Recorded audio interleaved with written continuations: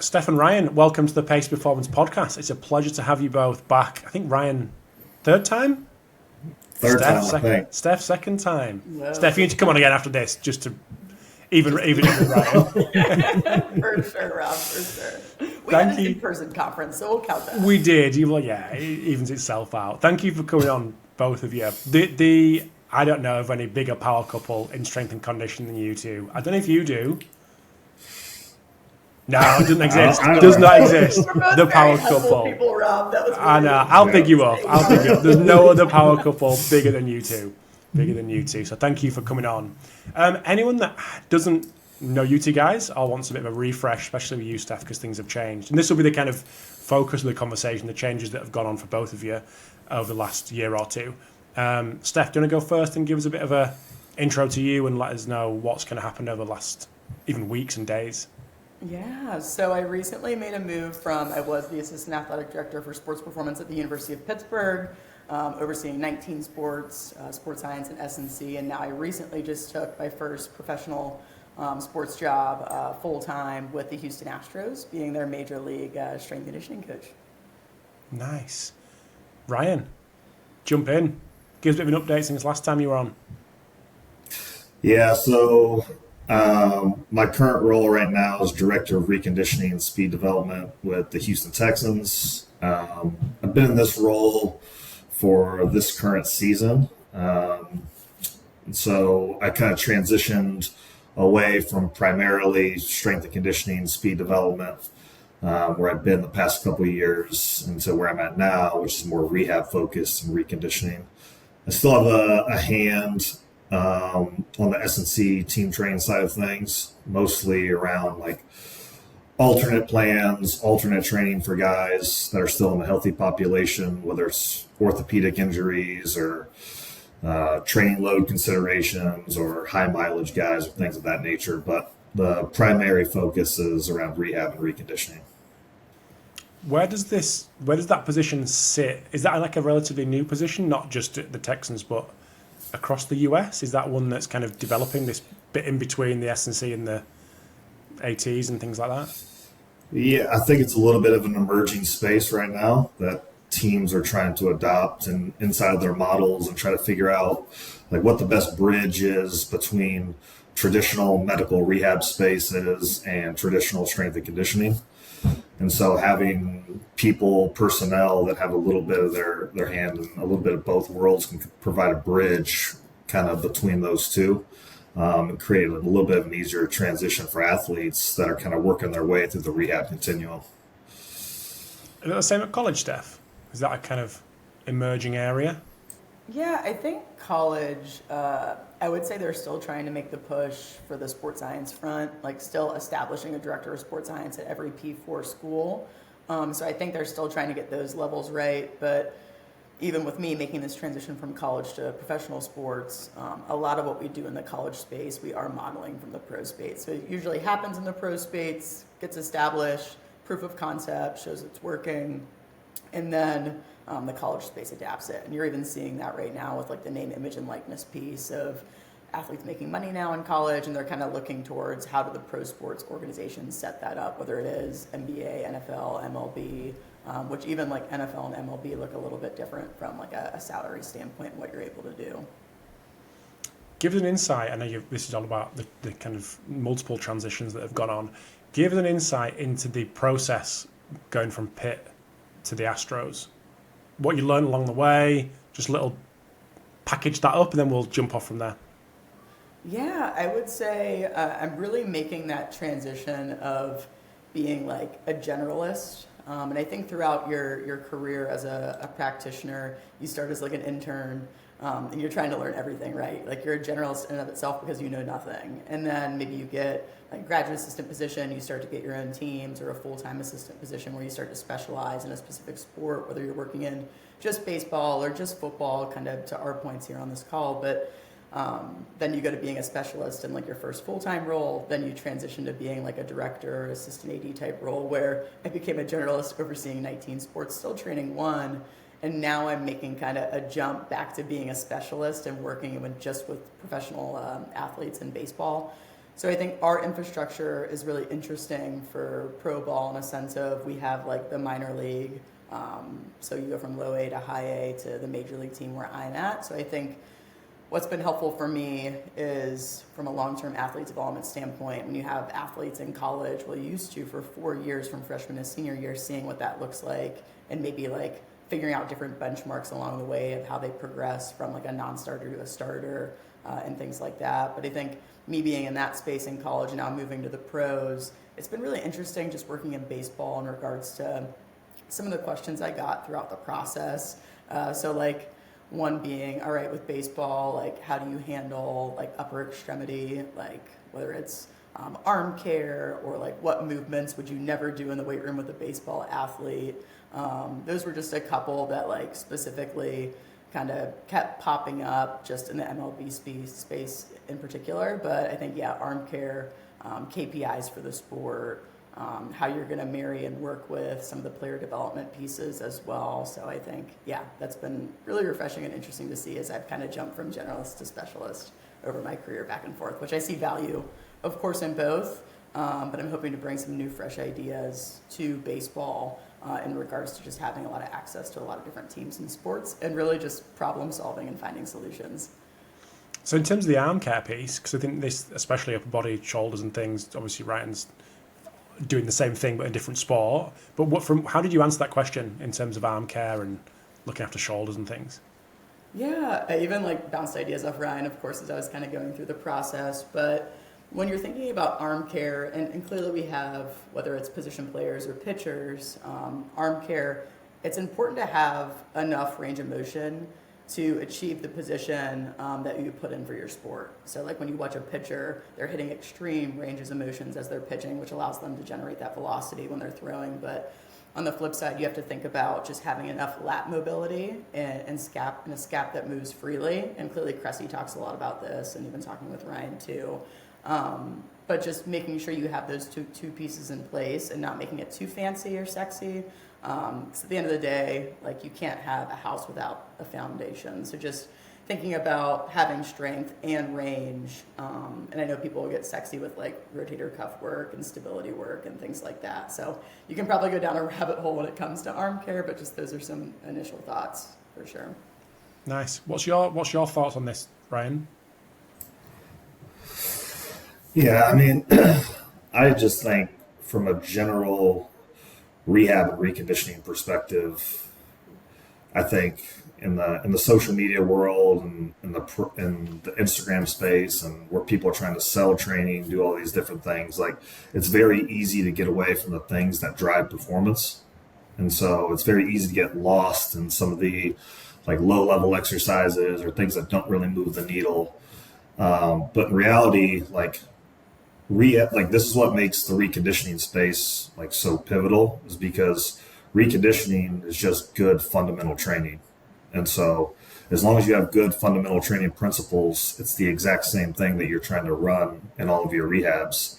Although it's regressed, you have a solid foundation of progressions, and the risk is just much higher along the way as you're ticking multiple boxes off as they're going through their continuum. And so, like to Steph's point, it's like it really comes down to like, do you have the range of motion to be able to achieve the positions? Do you have the strength to be able to move in those positions and kind of own those ranges? And if you can do that, like a lot of these niche sports are trying to get away from like the foundational type of exercises that actually provide that foundational strength and that foundational range of motion. And so like those things are valuable, like different band exercises, low level work, but the foundational principles are always going to remain the same. Do you have any particular assessments that you run your guys through to assess this, to know which guys need attention and which don't? Sorry, that was Ryan. Yeah, I'll come back to you, Steph, as well. From an upper extremity or lower extremity? From kind of, shoulders. I mean, most of our upper extremity injuries and assessments, things like that, are kind of where we're kind of look is in our sport is all contact injuries, right? Like it's going to be more contact related injuries, impact related injuries, falls, outstretched arms, Obviously, the quarterback, which is a pivotal piece in our program, is going to be in a little bit of a different track. That's going to have kind of a different line of thinking. But for the lion's share of our players, we're trying to build a robust enough upper body and have enough mass around the upper body to be able to handle and take impacts. The majority, I kind of thinking, and where a lot of the research and a lot of data in our space is going is more towards like lower extremity injuries, because those are the things that are by and large derailing a lot of these guys' seasons, that are becoming the most impactful from a season-ending injury perspective, and where I think a lot of people feel like you can make the most headway from a quote-unquote injury mitigation perspective. Whereas upper extremity injuries, some of those are kind of hard to kind of tease out what is and was not preventable from a training standpoint. Is that kind of flipped for you, Steph, moving to the baseball space? Yeah, I would say, because this is kind of what went back to one of my answers earlier of, we were talking about, like, they asked me a question like, are there any movements you would never do in the weight room? Which could be confrontational of like, oh, we're never going to do straight bar bench press, right? Like that's one that comes to mind, or like a snatch overhead with a baseball player. But I think one thing that I tried to facilitate and get them to understand throughout the interview process was, I'm not married to the movement, I'm married to the adaptation. And I think that's something I picked up from with Ryan when it comes to like the reconditioning space of like, especially, and I'm learning because I'm very new in this position, but like the clientele and the athletes I'm working with now can vary from 21 to 35, and I never saw that in the college space. So kind of how you attack training should be different or look different. And I think for us, when we're training baseball players in particular, we kind of split them up into 3 categories. We'll split them up into, from a pitcher standpoint, we have our starters, then we have our guys coming from the bullpen, which can be like high, medium, low, depending on if they're up or down. And then we have our position players. So when we're looking at that, kind of seeing where they fit in that regard. And then from there, like for me, I always think about things from like 1,000-foot view of when talking through the process of, okay, let's talk about baseball and KPIs. What does that look like? Let's start there. And then we start to drill into the nitty gritty piece of like this arm care piece for us. When we're developing our testing profile, and that's kind of something we prepare on doing as we're going into spring training. We have all the guys coming back from being off, talking about what does the testing profile look like, and our categories are split up into like, all right, power, how are we establishing and testing that, strength testing, speed testing, and then also looking at like site-specific or tissue-specific, which is something that I learned from Ryan in regards to his reconditioning background. And of course, for pitchers, we're going to look at shoulder internal, external rotation. We'll use the force frame to do that throughout the testing process. But that's kind of how we split up the 4 different quadrants as we're testing. Or at least those were my ideas coming into it of how I would like to run it. Again, I just got in this role, so excited to just hopefully bring value. So how many weeks is it? How many days is it? So it's crazy. Spring training. We go to Florida, West Palm Beach, and we'll be there. And this is my first spring training, so I'm very new in this regard. But we'll be there for around a month. Spring training, from like a season standpoint, is like 11% of our season. So we'll play 30 games during spring training. So you're there for like 10 days, and then you start playing, which is pretty nuts. The regular season, this is something with baseball that is pretty crazy compared to other sports. Is we'll play. Regular season's like 52% of season, let's say, and that's 162 games within 182 days. So 162 games in 182 days for regular season, and then hopefully you're rolling through postseason. That's going to be 8% of your season, let's say, and you can play 22 games max there. So yeah, just being able to find solutions and hopefully bring value. And that's where I'm hoping, like, clearly I've done microdosing in the past for strength training with volleyball. Like, could maybe I bring some ideas in that regard with some of our position players? Because it seems like, and this is me not knowing too much yet because I'm just getting into it, but like there's probably gonna have to be some type of steps forward of like, are we lifting on game day and things like that, because we're playing 162 games, 182 days. So yeah, just I love having like a problem in front of me and finding solutions, and that's what I hope I can bring from when I was in my leadership role at Pitt to kind of this setting here with the Astros. Will you travel? Yes, I will travel. Every game? Yep. So you're not going to live together. You're going to live together all. It's a myth. We do have guys staying behind specifically for reconditioning with us as well. So if we do have players that need to kind of do that, then we'll have those people in place. But yeah, it's going to be adventures. There's plenty of games, Rob, for you to come to. I actually looked, because as you know, I'm planning a trip over there. I actually looked at, I can't remember which team it was, wherever we were at the time, and it was like away, obviously not away, and there was like eight games away, and I'm like, oh geez, cheers! Like these guys are getting absolutely murdered. Yeah, it's away from home. Yeah, mental It'll sport. be exciting. Yeah. So Ryan, just coming back to you, from that kind of pure speed focus that like a traditional S&C at the college level, moving obviously into the professional space in that more general S&C, but focus on speed. But this then moving to the rehab space, what upskilling, if any, or you just kind of, you had them skills anyway, did you have to develop? And I think this will be really interesting for people, because the more people I speak to, especially in this rehab return to play space, that's often a big passion for S&C coaches, because they get, a bit of a run of the program, like in small groups or one-on-one. They can really dive in. What upskilling did you have to do making that transition from the speed side, the speed side, to the reconditioning? I mean, I think there's an element of nuance and like understanding of certain specific injuries and the language used around them on the medical side and things of that nature that you need to be aware of if you're going to sit kind of as the bridge between medical and S&C.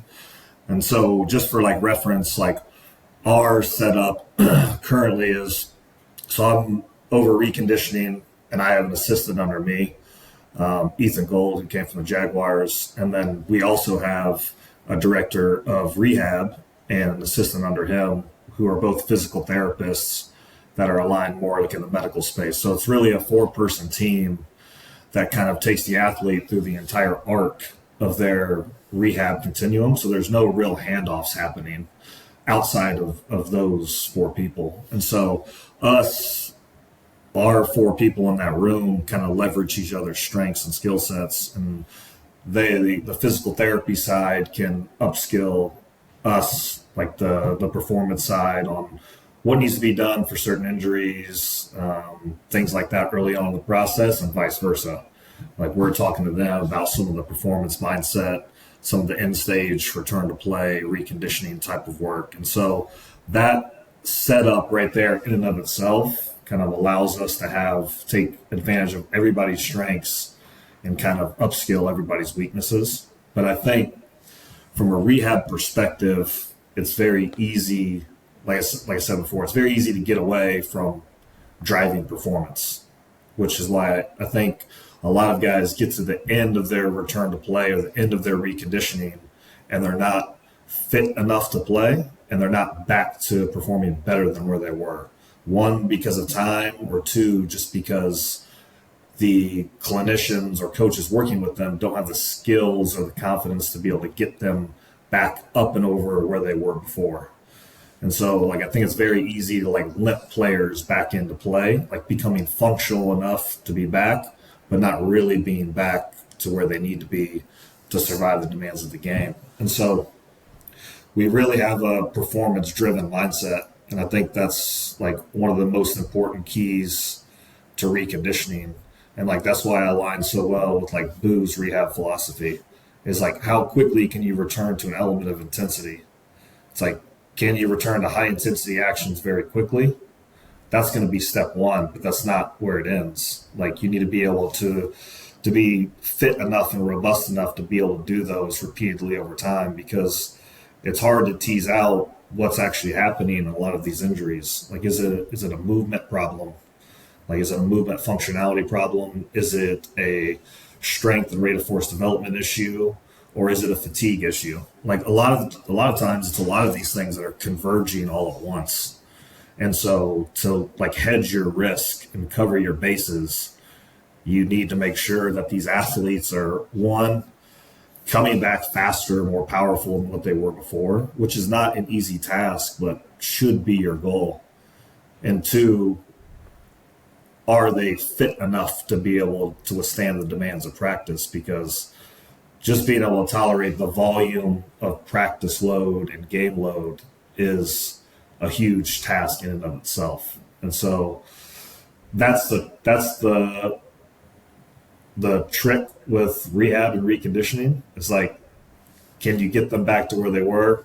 Can you make them fit enough to come back to where they were before? And can you do it in ever condensing time frames? Because every game that a player is out, you're essentially leaving money on the table. And so, like, how can you work with all those details?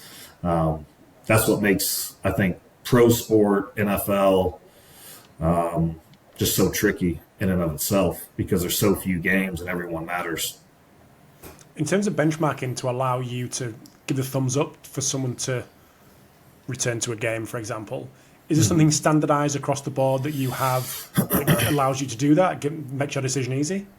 Yeah, definitely. We do a lot of testing in our team environment, pre-injury, when guys are healthy, things like that. So we have a lot of benchmark measures, from different force plate measures to different isometric tests. We do a lot of 1080 sprint testing, change of direction testing.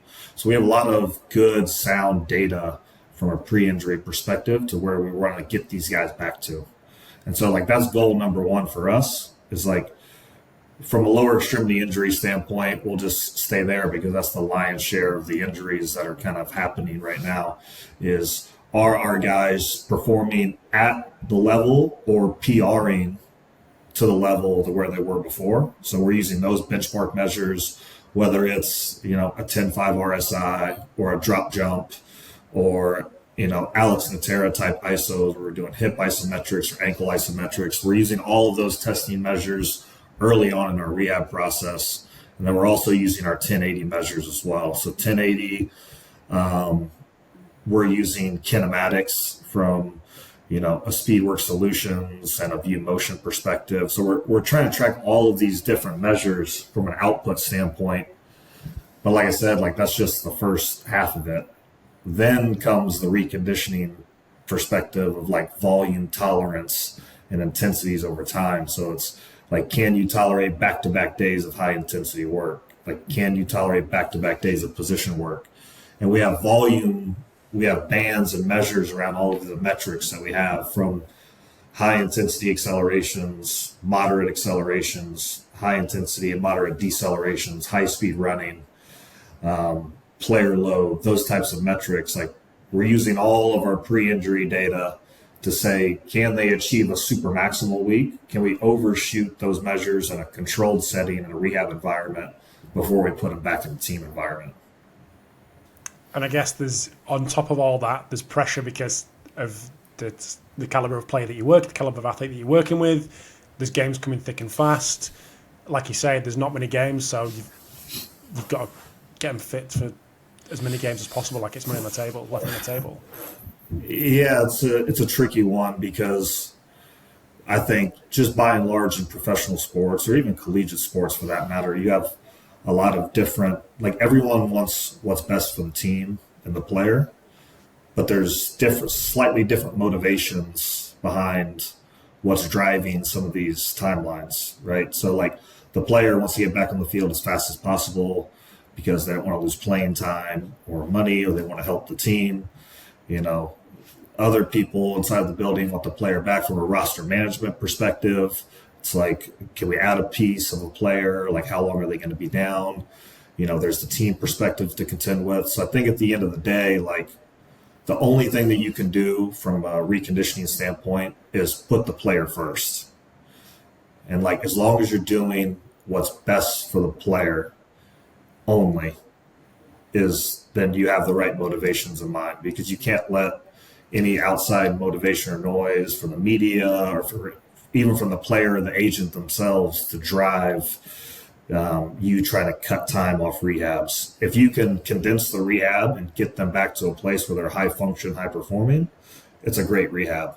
But you're not trying to do that for anything other than what's best for that player and the long-term health and longevity of them. Because at the end of the day, you have to protect players from themselves. And so it's our job, it's our duty to have the hard conversations with the players and be like, you are or you're not ready, based on these objective measures that we've collected across the entire arc of the rehab.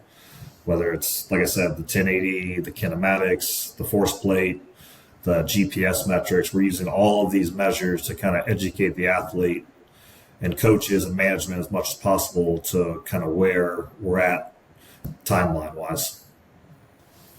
Nice, mate. Thank you. Steph, just got to mention the Sportsmith t-shirt. She's come prepared.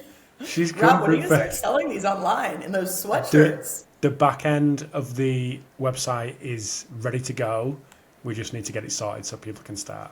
People are always asking me, like, where can I get that t-shirt? I was like... The thousands and thousands of people that message you. Hopefully. That's right, isn't it? First, the sweatshirts, for sure. Yes. T-shirts are also not great, so much. But yeah, I had to figure it out, the sweatshirt. I mean, this time of year, too, being winter in the States, so yeah. God. Just going back to your transition, Steph, and the kind of, like, specialist, moving to a generalist, at Pitt. And that's often what happens. You get really good at a job, you kind of move up, you become leader, you become manager, but you've kind of flipped back to being very much hands-on. Was that always the plan to do that you wanted to kind of get back in full-time? Yeah, I think throughout my career, because it's interesting, right? S&C or even sports science, there's no clear path. Once you become a head person, it's like, all right, what's after that? And sadly, like, you don't see in our field too many individuals retiring as a strength conditioning coach, right? Like, it's rare that you see someone get into S&C, work the whole way up, work till they're like 65 and then retire. So I think there's no clear-cut path as an S&C practitioner or even a sports scientist right now of like, what's that end step? I've always had a goal and I've always wanted to work in professional sports, and I was lucky enough at Pitt. We shared our football facility with, it was half Pitt, half Steelers, which you saw, Rob, whenever you came to Pittsburgh. So I did get a small exposure working with the Steelers for training camp, and that gave me kind of a taste of what professional sports were all about. And I think after seeing that, even though it was the NFL, not MLB, I knew I wanted to take that step at some point.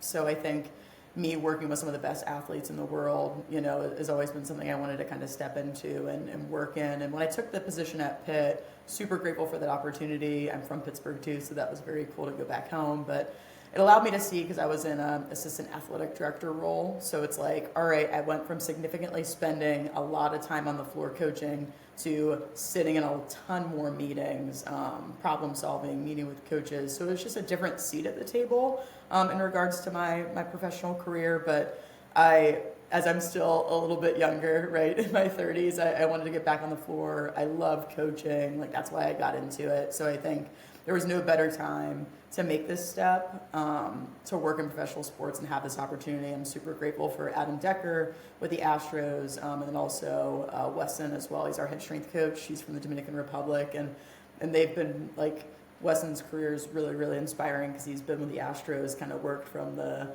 lower A's and then up. So I think just having the opportunity to work underneath somebody that has been through the system, kind of seeing how guys have risen to the top. And then Adam Decker just has a very diverse background. I think part of the reason when you're making positional moves is there's a list of things, right, that you're trying to make decisions based off of. But one thing for me is just going and working and learning from great people in the field is always super inspirational. Clearly, like, salary is something you're going to look at, but kind of projectability of the position, like, where have you seen people gone on to go and succeed. So I think that's been really exciting. And I'm excited to make a flip to the pro space and just see how things are done, because college is kind of turning into semi-pro, so it seemed like no better time than just to kind of make the jump and then just diversify my resume at the end of the day.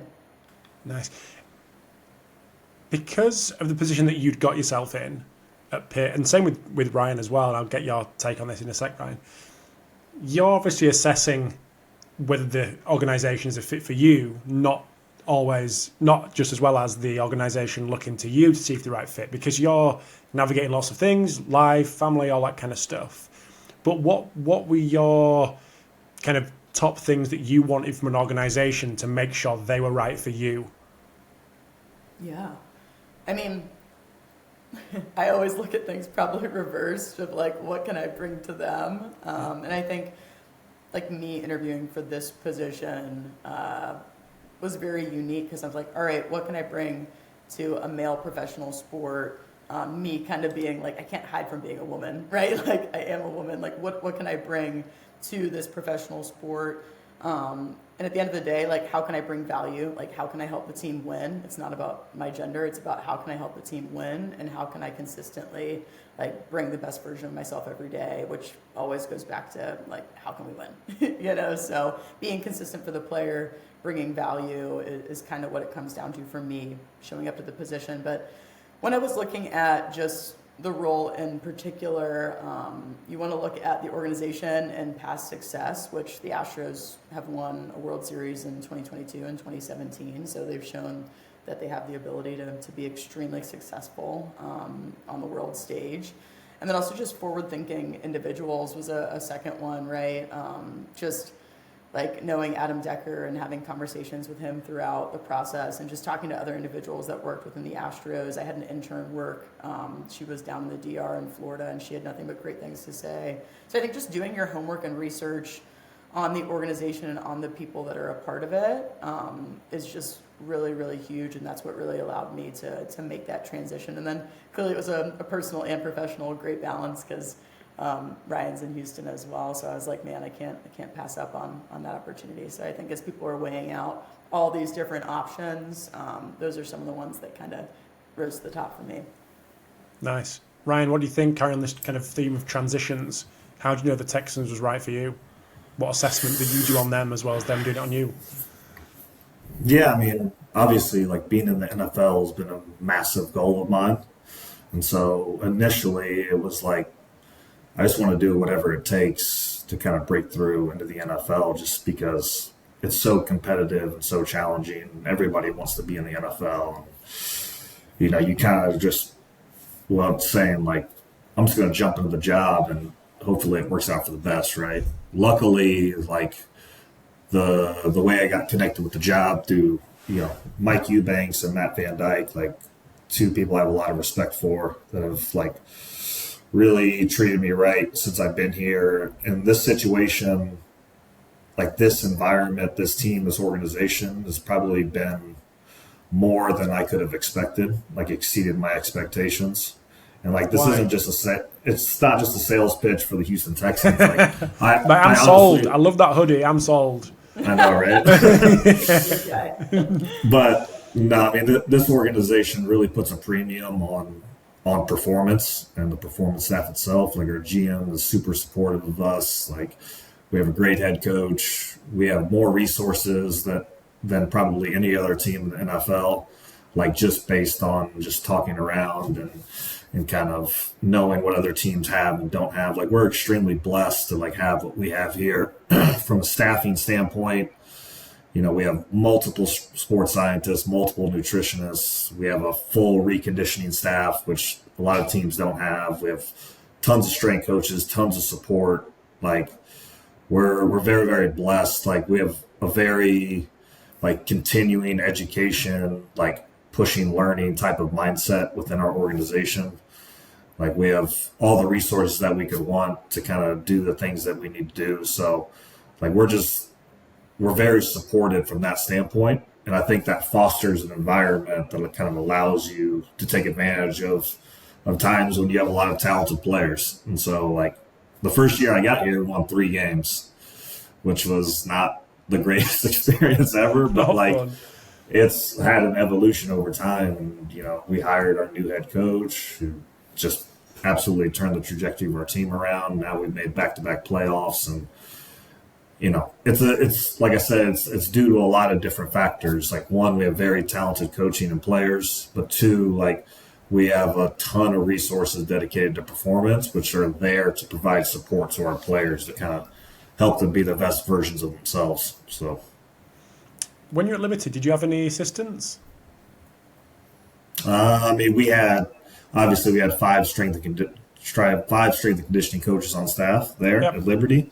But it's like, you had a nutrition department, but you didn't really have any sports science support, anything like that. And so I think this is like Liberty was amazing. And like Liberty had a ton of resources and it was a great environment, but it's not really hard. It's hard to compare the two because like the amount of resources and support we have here is kind of unmatched. Yeah, the only reason I was asking is the kind of going from having people under you to manage and lead there compared to here. You've obviously got an assistant, you've got Ethan there. How's that transition, if there has been a transition there for you to have an assistant that's kind of obviously a super, super high quality to managing them now? And what skills have you had to develop on that front to make sure not only are you doing your job as best you can be, but you're helping assistants and other colleagues do the best as they can do as well?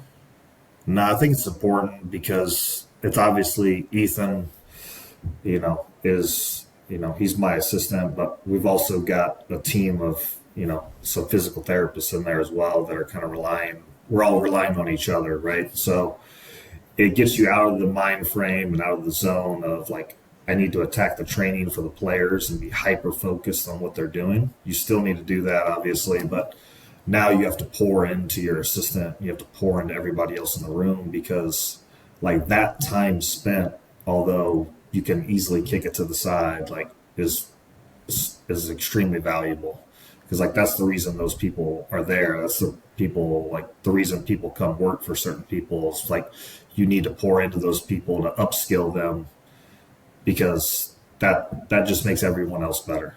And so like dedicating that time to pour into your assistants and those people and the time, like learning new skills as far as like management, communication, like those types of things, like it gives you a different perspective than just being an assistant who's hyper-focused on training. Nice. Just come back to you, Steph. What did you put in place? Like Ryan just mentioned there, what did you put in place at Pitt that allowed you to retain staff, to make sure that they were getting what they need from a continuing education perspective, to keep them happy, funding, whatever it might be? What did you put in place for that structure, and how is that kind of differed to what you're finding now? Yeah, I think it's a little bit apples to oranges of like the situation I was in at Pitt versus now being in professional baseball. But you came and you were around the staff, Rob, which was really cool when we were in Pittsburgh for the speed conference. But I think what I've learned, whether it's when I was an assistant or when I've been a director, is people really don't like to be micromanaged, right? So I went out whenever I was going through the hiring process for all the different positions, and I made sure the vetting process was very thorough of like, can they coach on the floor? So that was part of the interview. Programming wise, what does that look like? Sports science. I'd have them do presentations of how they would like approach a head sport coach and talk about data and planning. So I kind of really, throughout the interview process, put them in situations so I could see how they would work on a day-to-day basis with the staff and then also with the sport coaches, so whoever was really important to that role. So doing a really thorough vetting process to get the right people in place. And then once they came in, clearly I know they can do the job at a high level, so I don't need to micromanage, but putting in systems and processes in place that allow them to thrive. So whether it's like for Olympic sports, we had a primary, secondary, additional chart where you had your primary teams. So maybe you have men's and women's soccer. Secondary, maybe I'm assisting with the team when I'm out of season. So maybe I'm helping out with a wrestling, and then additional, maybe I'm helping out with like volleyball.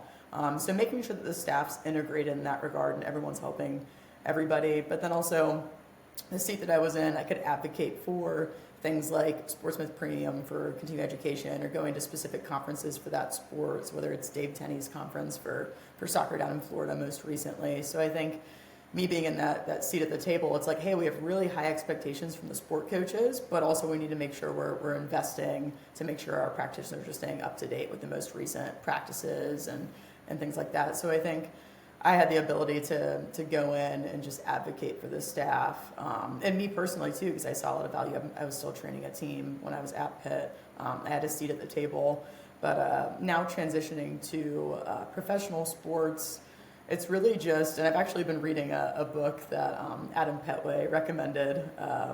It's called The First 90 Days, and it talks about just like throughout your first 90 days, and it starts like when you're going through the interview process of like how you should approach things.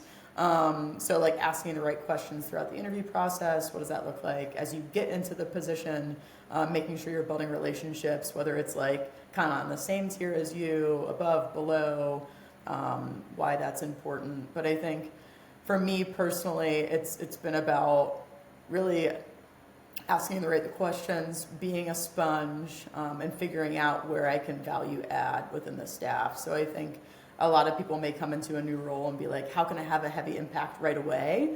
And I'm really just trying to figure out what have we done in the past, and I think people that come into leadership roles, like when I was at Mississippi State and then I went to Pitt, when I went to Mississippi State, I was like, I want to leave my impact right away because it's my first head job. And it's like, hey, when I went to Pitt, I was like, the director before me, he had done a lot of great things. I don't need to wipe everything out just to make sure it's mine. Keep things in place within the system, but then also let's evaluate what can be better. So I think coming into this role with the Astros is just figuring out they've done a lot of great things, but how can I add value with my specific skill set, coming from a background that's not specifically just baseball. I can kind of zoom out, assess, figure out what's going on, and then utilize my skill set to best give feedback and fresh ideas, just because I come with a very diverse background. So hoping to, again, it's all about bringing value and helping the team win. It's not about me. And keep players healthy is the other big thing. Of course. I was speaking to a researcher at Leeds Beckett here, University, who you've actually both been to, about the impact on partners for people who work in sport. So, given that you're the power couple of strength and conditioning, give us a bit. I'm running with this. What impact? Obviously, you guys have lived apart. What impact has? I'll go for you, Ryan. What impact has you pursuing your career had on your relationship? And just give us a bit of insight into obviously living apart, all the kind of nuances there of how you're dealing with it, and travel, and being fully immersed in your job and things, and just think about the impact on the other one. I'll get Steph's opinion in a minute. Yeah, I mean, that's an interesting question, but since we, got together, we really didn't know any different, right? So that kind of played to our advantage a little bit. We met during a pandemic, so that was obviously during COVID, which is a weird start to the relationship. But I think overall, us being both in strength and conditioning has its advantages and disadvantages. Disadvantages, obviously, this field's super competitive, it's super volatile. You're moving jobs frequently. It's hard to get jobs because they're super competitive. So getting jobs in the same space is extremely difficult. It took us 5 years to find the right opportunity. So that, just being patient enough to wait for the right opportunity and not jump at something that you don't need to take, to make sure that both people in a relationship are getting feeling satisfied in the jobs that they're pursuing, because it's a major part of our life. And I think but us being both a part of strength and conditioning, we understand what the field entails, and we understand the travel schedule and the demands of work and all those different types of things. So that understanding, whereas if you're with a partner who's never been in strength and conditioning or never been a part of sports, they wouldn't understand it at the level that you probably need them to. And so us both being a part of strength and conditioning and competitive sports, we get it. We get the highs and lows of it. We get the travel demand. We get the stress. We get the stress after long days. So that plays to our advantage. But again, it's the simple fact that in a super volatile competitive field, it's hard to be in the same place at the same time. So I think we're lucky and we're blessed right now that we'll be able to maximize this opportunity, and we'll kind of see where it goes from there. And then Steph disappears for a month. Yeah, exactly. Yeah, we're used to it, so. Yeah. Steph, what do you think in terms of your trajectory and how it's impacted Ryan and the relationship? Yeah, I think it's interesting because when you look at Ryan and I's careers, they're very different from a resume standpoint. Ryan's made some risky moves, let's say. He's never afraid to kind of put himself out there for me, I was like taught kind of coming up in the field. It's like, all right, you go from intern to GA to assistant, assistant to assistant director, assistant director to director. So I always thought that it's supposed to be this like perfect uphill climb.